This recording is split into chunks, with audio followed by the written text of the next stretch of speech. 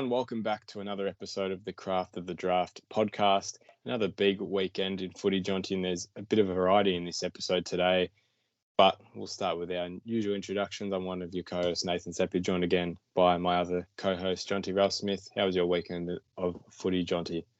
Yeah, it wasn't too bad from a Talent League perspective and that sort of thing. Yeah, we got to see there were 3 games of girls footy and 1 game of boys footy, and then there was also the Vic Metro versus Vic Country trials that we got to see, and there are a fair few players who put their names forward in that from a mid-season perspective and also end of season. So we'll discuss that as the episode goes on, but we will start with the 3 girls games that were played. Yeah, we will. There were 3 girls games and 1 boys game. Let's just touch on the boys game very so quickly because it was what we expected. Tasmania, Northern Territory, Tassie won by 136 points. And we'll go back to our tips. This tip was for us to guess the closest margin, which Jonty technically got out of a lazy tip, I must say, just tipping 1 point under me so he could get anything under. But we were both close. I said 143 and you technically said 142. So Jonty gets a tip in that, and we both got all the girls' games correct. So it's 46-41 in total Jonty's way, and then that's all we'll talk about this week, and we'll go into it more when the more games come in. But Tassie ran right as expected. Jack Cullinan, 7 goals. Jonty, tell me a bit more about it. Not that there's a lot to speak about it. Yeah, well, Jack Cullinan, 7 goals. I think the other thing was he kicked the first 3 of the game, so really positive, I suppose, from his point of view in that the game wasn't up for grabs for very long, and I think everyone probably knew that it was going to be a Tasmania win, but getting those first 3 goals on the board was really positive from his perspective. We know how talented he is, being in the AFL Academy, the son of Ian Cullinan, who's played for Adelaide. Colby McKercher, another one who played well, 32 disposals, and then a couple of overage forwards, a couple of 2004 borns who kicked 4 goals each as well in that game. Impressed in Heath Ollington and Josh Dolliver. So they're I suppose, what you'd say were the Jack Dolliver, sorry, they were the standouts, but it is hard to get a true gauge on how much you can sort of read into that, but a form or at least a confidence booster nonetheless. We'll move on to the Oakley game where Oakley defeated Calder 13-7-85 to Calder, who was scoreless. I know I'm one who's pretty high on Calder, both from a boys and a girls perspective, but a real statement win from Oakley, not just in the manner that they did it, but also the margin that they did it as well, in that they kept their foot on the accelerator. So I know I tipped not only Oakley to win, but Maya Stovey to lead them to that victory, Nathan. She kicked 4 goals as a creative small forward. Lily Hart played a similar role, kicking 3 goals. Emma McDonald, we know she's had a strong start to the season as that sort of barometer up forward. She took some marks and got 21 touches. Sarah Pousty, Amy Karras-Brett, among other performers. It's good to see Amy Karras-Brett playing well. She's one they spoke up in pre-season. She had her best game of the season so far.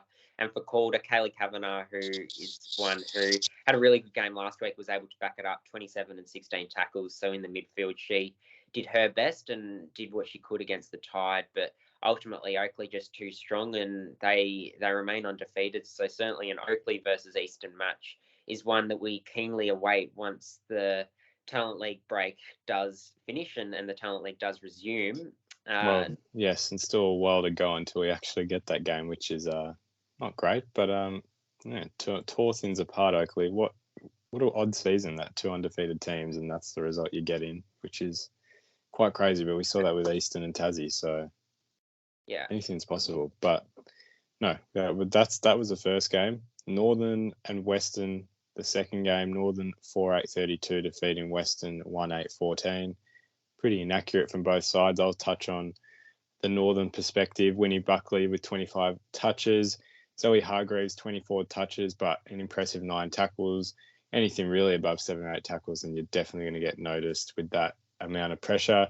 And Talia Plunkett, 23 touches, 1 goal, another bottom major. So good signs from Northern, and they're keeping consistent with their performances, especially individual wise, and even the team's performing pretty consistently. A couple of losses, but some good wins as well. Jonty, touch on the Western perspective. Yeah, well, from Western's perspective, it was Sierra Greaves who did it again, and you talk about players who just perform week in, week out. She's one who just has the ability to find the ball. She's able to get to positions which allow her to open the play up and be that sort of player that they go to try and burst away from a pack rather than have repeat stoppages. She had 36 touches on the weekend and also laid 8 tackles. Kira Wiley, we know she's quite classy as well, and she showed that in glimpses, but Western were ultimately outclassed. Northern's midfield, like you say, with Winnie Buckley and Talia Blunkett, too good. It's good to see them really putting together a body of work now with how much time they've still got left to develop. In the Talent League system, Eastern Rangers against Sandy Dragons was the other girls' game, and Sandy matched it with them for about a half before Eastern's class just shone through. It was 8-8-56 to Sandy's 3-7-25. Alicia Pisano, what more can you say? 4 goals, 3 from 11 touches. That's a performance. It was capable of it, and she keeps delivering. Yeah, for sure. I mean, she's hitting the scoreboard, which is one thing, but even if she becomes more accurate, like let's say that's 4-3-7 goals. That's 7 scoring shots from 11 touches, 64% scoring rate, not specifically goal rate, but scoring shots, which is just fantastic to have someone who's making an impact when they don't have to touch the ball all the time. It is a very good sign, just a good development thing, and that's what's going to really make her stand out amongst the rest, which is already doing that. Hayley McLaughlin, 19 touches, 4 tackles. Georgia Knight, 1 goal, 16 touches. Pretty standard games from a lot of these players that have been performing really well. From the Sandy perspective, Mia Zielinski got on the scoreboard again, which is good. 2 good games to start back from that ankle surgery she had at the back end of 2022. And Sophie Mackay came in, second game again, really impressive, 24 touches, and Judy Goldman, another that was impressive, really well getting her hands on the footy. So good signs from both teams. Sandy still go winless, which is, hard to say, but I think we spoke about this on the weekend, and they've played probably 4 of the best teams you could have played so far. Yeah, yep.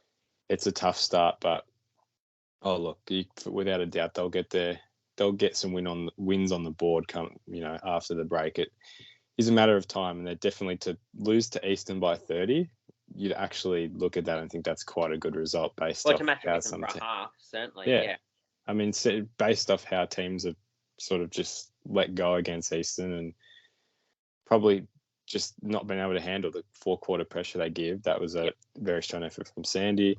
I'll just quickly read out the ladder for the girls before we move on, which Oakley sit atop, as along with Eastern. First and second percentage separates Oakley from Eastern, so they're both on 4 wins, 0 losses. Northern sit in third, and Calder sit in fourth. Well, that actually is. They've played the top 4 teams, Sandy. Yeah. Now that I look at that, yeah, that's there you go. They've played the top 4 teams so far. So Northern, Calder, Tassie sit on 3 wins, 1 loss, and then Rebels, Stinrays, Falcons on 2.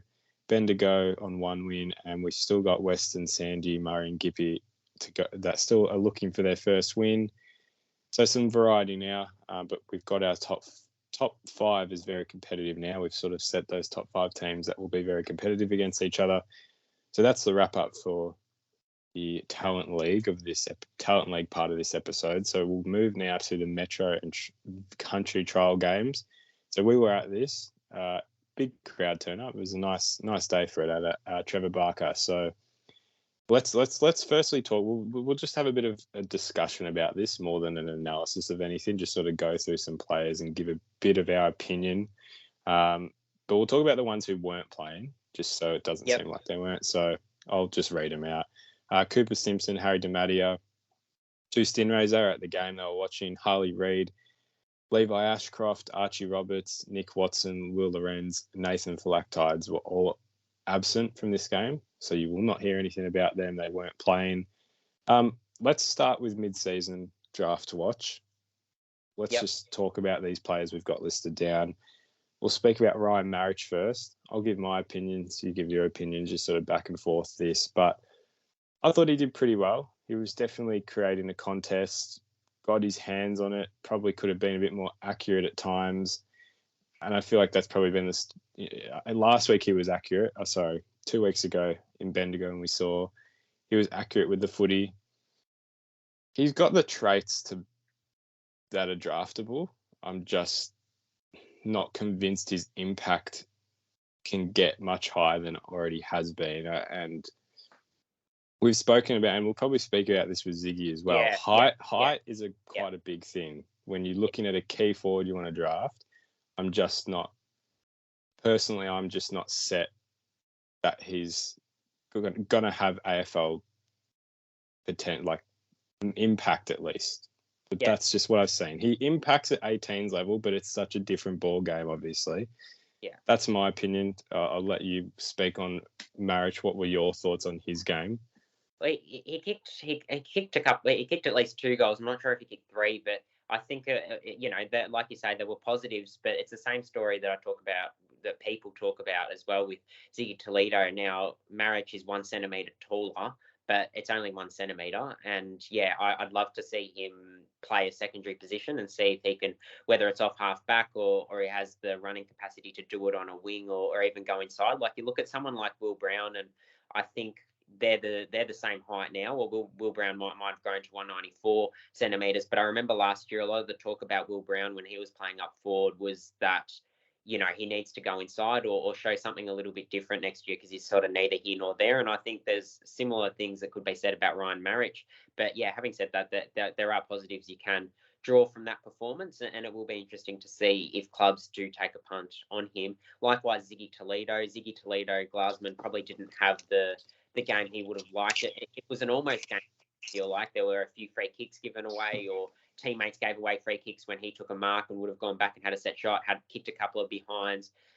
Shady had the physicality to match it with someone a little bit taller, played on Remy McLean at times, who has 3 centimetres on him. Now, Ziggy Toledo Glasman needs to show he can play on players that do have that slight height advantage if he's going to get to the next level as a key forward. I still think there is the potential for him to go up on a wing or somewhere else. In his case, he VFL listed, so he might get the opportunity to play against Mayor in the next couple of weeks, hopefully before the Talent League resumes. It'll be a curious watch if he does do that. Clay Tucker, the ruckman, was a clear class above when he was around the ball, can take a grab, and the ruck craft shone through, or that was certainly my perspective, Nate.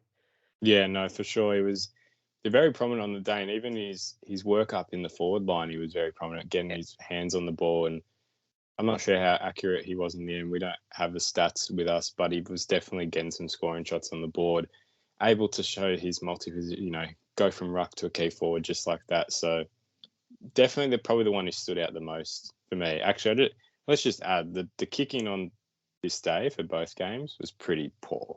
Like, from a set shot perspective. From a set shot perspective, it was pretty bad. There were not.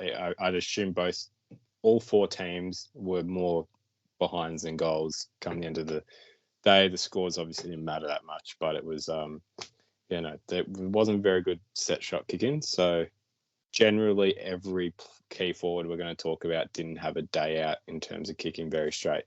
But still, Clay Tucker, probably the best impact on the day. Rye Penny, I'll let you talk about a bit more about him. I didn't see him as much as an impact. We both had our notes. He wasn't one on mine as much as I think he was on yours. So I'll let you touch on him first. Yeah. Just to clarify something you said most impactful on the day. I assume Clay Tucker, you're talking about mid-season. Mid-season, yes. Yeah, it wasn't a tearaway game for him. Yeah. So it was a solid performance. But Rye Penny just took some nice marks. We know he's got a really good vertical leap. I think he's got the best standing vertical leap and running vertical leap in the Talent League if you go off the preseason testing, and just showed that a little bit that he is able to get up now.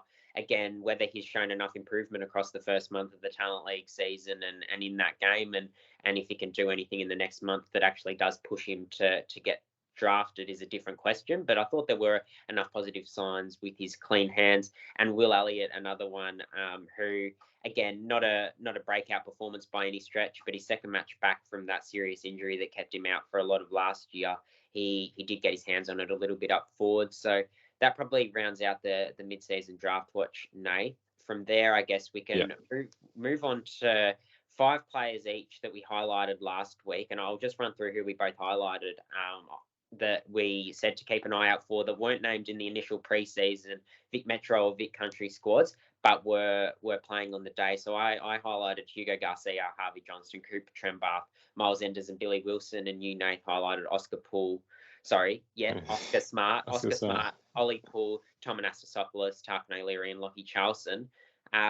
I guess starting with my group of players, Hugo Garcia played a little bit on a wing, which I liked, and showed he could impact both on a wing and then when he went half forward. So I think the story of his first month of the season has been that there are spurts that show that there is AFL type attributes, but he hasn't been able to piece it together for a full game. So that's the next step for him, because he's really strong, really hard to tackle, and looks really dangerous and prominent when the ball's around him in the forward half. I do hope he is able to put it together for a full game, because he's one who threatens to kick 4 or 5 and have 25 touches.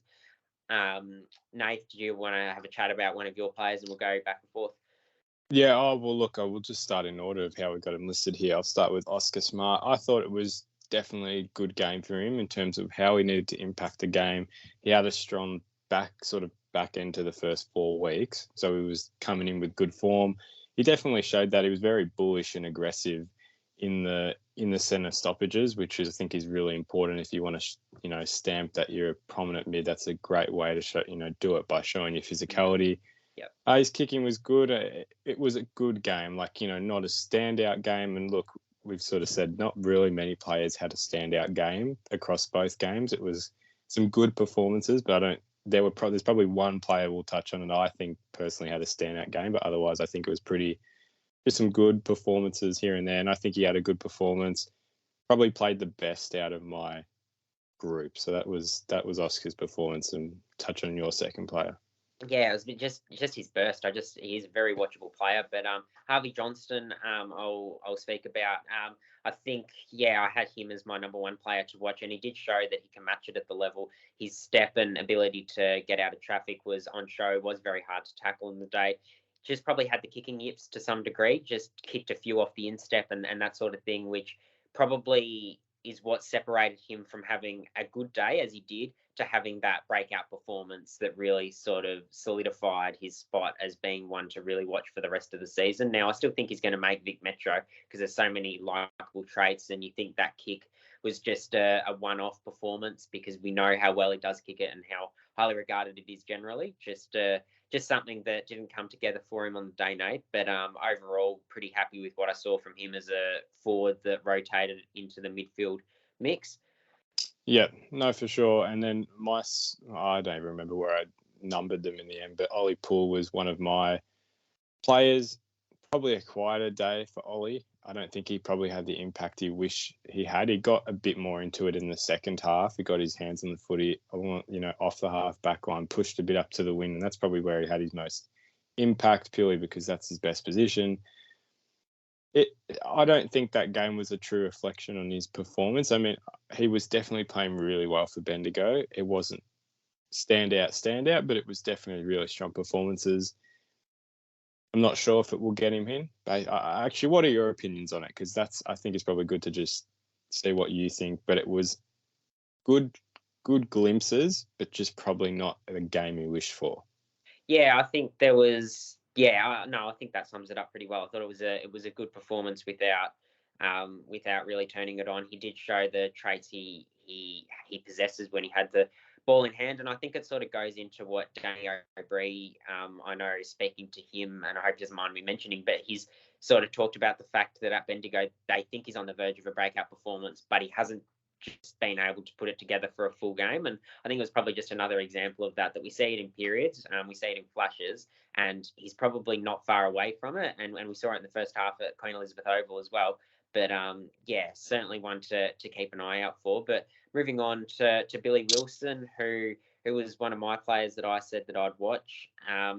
Again, not a huge day on a disposal front from him. He got a little bit of the ball, and I think when he did show that his ability to set his team up from the back half and really clear away from defensive 50 was there. It just wasn't, I guess, a game where he was able to get the ball in his hands as much as he has in the first month of Talent League Footy. But I think, again, those traits that he has were there enough to get him looked at as a Vic Country listed player and make the cut for the final squad, because ultimately you're not always going to be able to get 20 to 25 possessions unless you're sort of an inside mid that dominates. You're going to have to make impact per possession, and I think that's what he generally did on the day. Yeah, I mean, I'll give a like for like type of player, not in terms of position and everything, but in terms of performance on the day, I'll say Tarkin O'Leary. Just Yeah, one that yeah, was in a lot of the right positions, but just genuinely couldn't get his hands on the ball. And not because of anything he did, it was just the way the game was flowing. Did probably all the right things, it just wasn't happening for him, which was quite frustrating because we sort of spoke about his kicking abilities. Very, very good. Like, up with probably the top 20 players, I'd say, in terms of just a kick you want in your team. He's got that. He came into it a little bit in the second half, but look, it wasn't a bad game by any means, but I don't think he would have walked out and said it was a good game, purely just because he didn't really get to show what he was capable of. I didn't think for a lot of it. And when he was getting the ball, it was a lot of the handball game for him. He was in, very contested stretches along the wing where kicking wasn't really an option most of the time. So yeah, probably a tougher day for Tarkin. Don't really think he got a lot out of it as he probably would have wished he had. Because it was, quite evident he was a bit frustrated at times, which fair enough. You get yourself in the right positions, you want to reap the reward, but it just wasn't happening for Tarkin as much. So look, it wasn't a bad game by any means. What were your thoughts on Tarkin? I was actually a bit more positive on him. I thought he did get. I thought, yeah, you're right. He didn't get the massive possession game, but I thought when he did get it and the kicks that I saw him execute were exactly what we've seen that he is capable of doing. He able to hit a teammate, in between two opponents or whatever it is, and always made the right decisions. With split second. Without sort of having to think about it too much. So I was probably a little bit more positive than what you were on his performance. But yeah, I suppose a few more touches never goes astray, and everyone wants to get their hands on the ball. It is difficult when you play that wing role, and you've got Well, to. look, no, I wasn't. I'm not negative on his performance at all. Like, it was not a bad performance. It was more so probably wish things had gone better for him in terms of being Yeah, able to get the ball more. So definitely wasn't a bad performance. And no, I no, just wanted to put that out there. It wasn't a bad performance. Just wish he um, could have had more of it. Cooper Trembath, one who I know you liked his performance, particularly after half time of his game he played in the second game. It was probably quite a day for him by regards of possession, but and wasn't able to probably show off the intercept marking that we have become accustomed to in the first month of the Talent League season from him. But it was still a good game in terms of defensive craft. I think that's something you picked up on a bit more, Nath. And yeah, I know, speaking to people that they are really high on him. I'd be surprised if he didn't make the cut, regardless of how he played on the day. But yeah, good second half from him, Nath Tremba. Yeah, no, it was. And a lot of the second half, especially thinking from a country perspective going forward, it was a lot of kick to a pack type Okay. play. So he was definitely there. He was making a contest and bringing the ball to ground. And I think we said, before recording, the stats probably don't reflect it at all Yep. because he didn't get his hands on the footy that much. But he was actually impacting those contests, bringing the ball to ground. And it was pretty tough for the country team to score in that second half. They were kicking a lot of behinds, a lot of good. He was providing a lot of defensive pressure, and the ball was just sort of scrambled out. A lot of snap kicks to goal for country. So it was definitely a noticeable performance. And usually defenders, it's a bit harder to take note of who's performing really well. But I thought he did all the right things, made himself noticeable. Yeah, it was a good performance from Cooper, and I think, like you said, I think he's done enough in that game, but even just from his first 4 weeks to prove he's worthy of making the cut. Yeah, certainly. Tom Anastasopoulos, one that was on your list, and yeah, certainly showed a bit. Yeah, he definitely did. I mean, he was my number one to watch. Played a good game. He was one of those that just fell into that category of played a good game, did all the right things, didn't really put a foot wrong, didn't have the most impact on the ground, but every time he touched it, he did what he's shown he's capable of, which I think was, that's important for these players in those type of games. Showed his burst speed, especially in sort of the pockets of, I think one of the ends he was showing it in the pocket. His burst speed, handball give, run around and provide another option. Didn't get it every time, but when he did, he was making an impact with it. So yeah, just a really strong game from Tom, and didn't really put a foot wrong. And I think out of my 5 players, the one who caught my eye the most was Miles Enders. Just his ability to present up the line or present high up the field as that higher option and take a mark was what really impressed me. He took a couple of really nice contested marks, but also one-on-one marks where he got a little bit of separation. Didn't even need the separation often because he is just so clean overhead, just goes straight in. It's like Velcro, his hands. So really noticeable. And that's probably the standout from my perspective. He's also very good below his knees. He's just a one-touch player. And yeah, really liked what he showed on the day. So yeah, although he only kicked one goal and he's probably more accustomed to having more shots on goal, he passed a couple off, and it'd be a massive surprise if he didn't make the Vic Metro starting 22 for me, because I just think he's one of those players that you just want in your team because he looks so prominent in the forward half and presenting up. Yeah, it was definitely impressive. Got his really strong hands, which that's every forward's dream, to just always hold on to them when they're coming at you pretty fast. I've got nothing more to add actually from what you said. You summed it up really well. He was definitely very impressive, probably in the top 5 easily of that first game he was in. So yeah, good call from you. And the last player for me, Lachie Charlson. He's one that I've spoke about definitely, that he's had like glimpses of really good games, but it can be very on and off, and that was definitely the most important thing for him to actually show it on probably the most important stage to show it.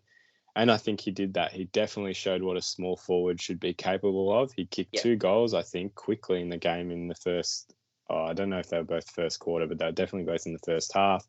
2 similar type snap goals where you just sit dangerously around that pack, hope the ball drops and make an impact that way. And he did that, and he was very prominent. I think, had his moments where he wasn't as prominent, but that's a small forwards game for you these days. They're not ever involved 24/7 in the game. So whenever he got his moment, he definitely took it, because if he had a game where he kicked 2 points from those shots, you wouldn't have noticed him. And just good front and center.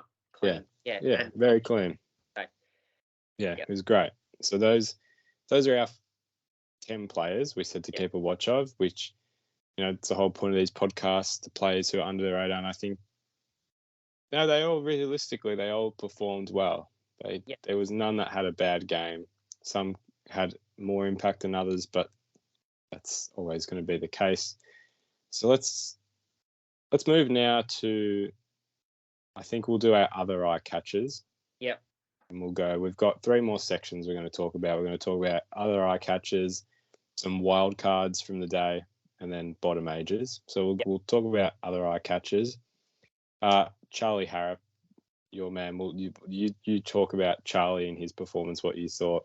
You were keeping a good eye on him. So tell me a bit more about what you thought from Charlie's perspective. Yeah, I was a bit surprised, and I won't say disappointed. I guess I wanted to see a full game of him in the forward half. But started off half back, and seemed to take to the role nicely enough. I thought he impacted well in the first half when the ball was in his vicinity. We just saw his ability to, I suppose, get through traffic and use his core strength quite well to break a couple of tackles and that sort of thing at times. But when he did go forward in the second half was when he came into the game a bit more, just lacked the finishing polish, probably a little bit like his game against GWS. Probably would have kicked, I think, 3 behinds on the day.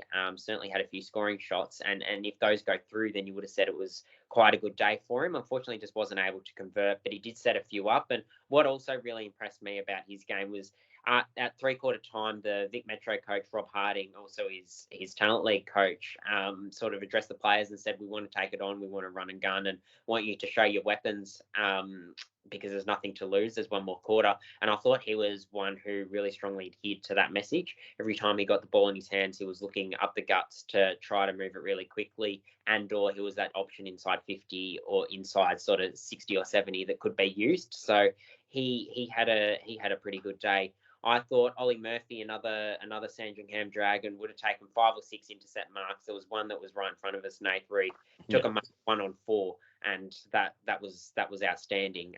Because if it got to ground, there were crummers there and everything. He had to take the mark or get it over the line, and he took the mark somehow. And there was another contested intercept and a couple more intercepts on top of that. A real standout day from him. Who was some that caught your eye?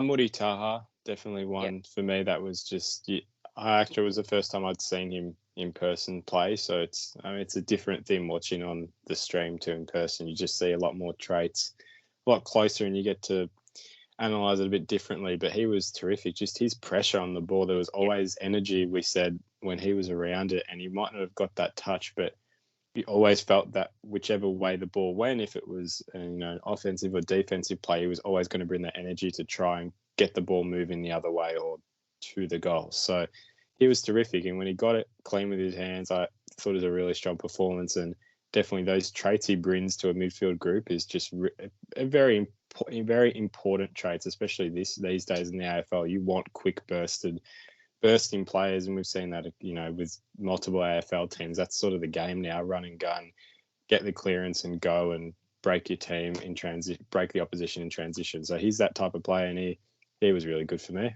Yeah, I mean, I think that's the aspect of the game that coming into the season people thought he needed to add, to be able to use his legs and drive out the front of clearance rather than just being an in and under player. And I think I've seen that now on a couple of occasions. So yeah, I thought it was a performance from him that he'd be pleased with.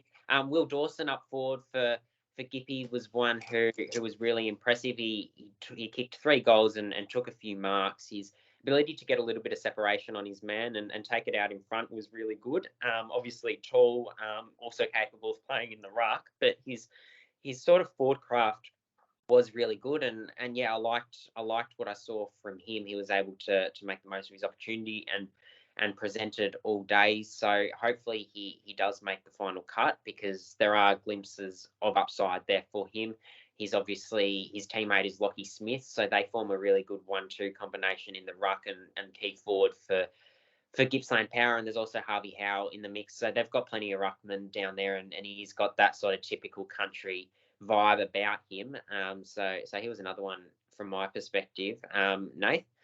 I mean, we'll talk about these 2 Metro forwards. Were they in the same game, Billy Hicks and Logan Morris? I can't remember if they were in the same team or not. So they're sort of all blurred together for me. I don't know. I can't remember. I remember. All day blur together. Yeah. Yeah, but no, we'll talk about Bill. I will speak of Logan Morris first a bit more. We've talked a bit more about him, and he's definitely a bit more prominent in terms of the Metro side to start. Very inaccurate, but got his hands on the ball, which we sort of spoke about this. When you look at a game like that, when you're analysing it, do you look at the impact he had with the scoring shots, or do you look at his accuracy? Like, what's a good game for him? Because he definitely got his hands on the ball, knew where to move in the forward line, great leading patterns. But if you can't convert, do you look at that game and think probably not his best performance? I don't know. What's your perspective on that? Well, I think it's a little bit like what's going on in the AFL at the moment with Harry Mackay. I think he's had 23 scoring shots. You didn't have to bring that. You didn't have to bring that up. But 23 scoring shots and only kicked 9 goals. But I don't think Logan Morris is that sort of player that is generally as accurate as he was on the day. So yeah. I think the fact is, I think recruiters would know that he's generally accurate. Kicked 5-2 the previous week. I think he's also kicked 4 straight in the game, whether it was a pracky or it was an official game. He has shown that he is generally a bit more opportunistic in front of goals. I think he can let the inaccuracy of the day, whether it's nerves or whatever else, go and just say he took some nice marks. He showed his AFL style leading patterns, was able to get up the ground, and I think there were enough positives from his performance. Yeah, no, definitely. And then Billy Hicks, the second one we spoke about, he was accurate. I think he kicked 2-1 in the end. A better first half than the second half, just had more of the ball in the first half. But when he had it, he was really strong with it. And he's had some good games for Oakley to start the season, just good enough games to keep him on notice. And I think he showed that notice definitely in this game for sure. It was really good, especially it was just, when a couple forwards had a kick from 50 and it was a little windy, but not full on. He was watching it. You can get sucked into just sort of ball watching and waiting for the ball. You just assume it's going to go in. But he was sitting there waiting, and he took some good marks on the goal line, just watching the ball. And took some good contested marks. Defenders right in his face, and he was taking them. Some good run, especially like into the forward 50 off from sort of the wing position onwards. He was really good. So I thought that was a good performance from him. Good performance from Billy. I think that sums it up pretty well. We'll move on to the bottom majors now. Isaac Kako one who, yeah, if you listen to his podcast, yeah, I've clearly quite high on him based on, seeing a little bit of him in the 16s last year and what I've seen of him. He presented up the field and was an option for them going inside 50. So was that sort of link-up player that was impressive. Maybe his field kicking let him down a little bit on the day, but he's always lively and showed that he is capable of matching it at the next level, being Vic Metro. So it'll be interesting to see if they do allow him in as a bottom major. Certainly got the talent, but whether he does get a starting spot in the side is a different question, with the top ages needing to be prioritised. But Jesse Detoli was one that caught both of our eyes, Nath. I think his first half was probably stronger than his second half, but geez, the Northern Knights bottom age product is pretty classy in the forward half in particular, I think. Yeah, it was just hitting up the lead really well. And like something I noticed, he was really nifty within the contest. Like, yeah, you just didn't know where he was going to go, which was a good thing. Just his agility on the ball was great. Really good kicking, got himself on the scoreboard as well. I think they were 1-8 when he kicked the goal, so they were very inaccurate. So it was good. Like, in terms of showing you're composed in front of goal when no one else can kick him, that was a really good sign. Yeah, just good vision with the ball in hand, knew where to look inside forward 50. And that's something I've taken a bit of a notice now that separates a couple of these players, is that the ones who lower their eyes and look, and others that just probably good out of the contest, but they don't really look as much, and that can let their game down. But no, he was definitely really strong. Cooper Hines, another one, probably more his first quarter than anything else, was one that was really nice. He probably the highlight of his day was there was a goal he kicked, or I think he sort of set it up from 60 or 70. Spilled from the pack at the top of the square, or about 15, 20 metres out, and he just followed through and was able to sort of get the crumb or the handball and finished it off. But he was just really prominent with his hands on the ball early. In the forward half, probably more so than anything else. Just wasn't able to sustain it for the whole day. But I guess with bottom ages, you're looking for glimpses more than anything else. And we know he's been thrown in the midfield mix at Dandenong, and has got some traits with his cleanliness and a little bit of burst as well that he's shown. Nate? Yeah, I agree. He was my standout to start in the first half, definitely. I think the thing I noticed as well, his second efforts, his pressure were phenomenal. And there was a player, I remember, they were all sort of running forward, kicked it. I think he just kicked it off the ground a little bit to move it forward, but he just kept going and going. There was a deep forward, sort of got his hands, kept running, got the ball back and kept going, which I think those second efforts definitely stand out, because it's just sort of easy to let the deepest forward figure it out and hope there's runners on the outside, but he just kept moving. And ever he's pressured on the ball, laying that second tackle was really impressive, I thought. Sam Lawler. Yep. Yeah, really impressive in the back line. He was one that stood up, just kept rebounding it really well. Probably not one I picked up on as much, weirdly. I'm defenders are hard. I don't know about you, but defenders, you just have to sort of wait the whole game to see if they really impact. I feel like they can have good moments, but it's hard to see if they've had a great game until you really get to the end of it, because, if a team's kicking 100 points against you, you sort of look at it and think, well, who's really played well compared to had good moments? But he was one that stood up, just was rebound the ball really well. Your perspective, Jonty? Yeah, I think the periods where he played on the ball and was thrown into the midfield mix was probably where I noticed him more than anything else. Like, it's hard if you're a defender and that sort of thing. But I think he'll get lots of opportunities as a midfielder going forward, playing for his local club, the GWB Rebels, his Talent League club. And when he was in that on-ball brigade, he was really clean below his knees, and that's a really important trait. Archer Day Wicks is one I know you noticed last week out at Bendigo. He's one who's just come on really quickly. He wasn't even in their team for the first couple of weeks. Named, I think, to play his first game in round 3, went solidly. Game in round 4 was a real standout, and then again was able to match it, at that next level for Vic Country. So he's really adapted really quickly and looks to be one that's come on. Yeah, he definitely showed traits. Like, it wasn't an extremely impactful game, but he showed the glimpses, and we talk about sort of bottom ages. All they have to really show is glimpses because they don't need to have a breakout game like some of the other 18s do need to have. Kicked a terrific dribble goal in the pocket, which I'm sure I'll be happy to hear is being mentioned. But couple boys behind the goal kept yelling out baseline as soon as it went through. So we'll be interested to see if that pops up in the next coming days if they got that. But yeah, he was just knew where to sort of sit in that forward line to be able to rebound well if the ball came down in the contest. And that's where he got his goal from. And that's where he had his sort of impact from in that forward line. Did enough to just show he's still consistently improving, that he's making an impact on that game. Yeah. I've just sort of noticed as well, we moved past it, but we'll quickly touch on the AFL Academy players because, I mean, look, it's not the point of this podcast, but just a very quick tidbit on each. I'll start with Darcy Wilson. He was the one I said was definitely by far the best player, I think, on the ground, especially for game one. Yeah. 4-quarter effort, great impact, never put a footer on it and kicked 3 goals, I think. Yeah. We said. Yeah. He was terrific. Nate Caddy, 4 goals as well, really impactful up forward. It's hard to talk about these players because they do the same thing week in, week out. We know what their potential is.